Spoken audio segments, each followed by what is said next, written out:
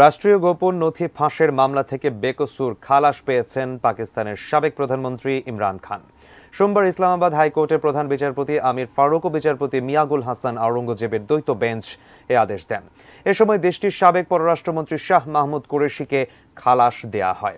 আদালতের আদেশে বলা হয়, যদি অন্য কোনো মামলায় কারাবন্দী না থাকেন তাহলে অবিলম্বে তাদের মুক্তি দেয়া হোক।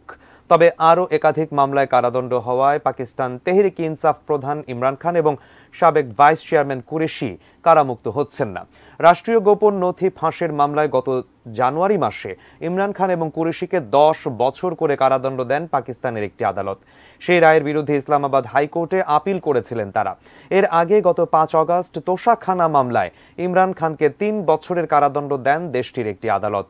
সেই সাজাও স্থগিত করেছেন ইসলামাবাদ হাইকোর্ট।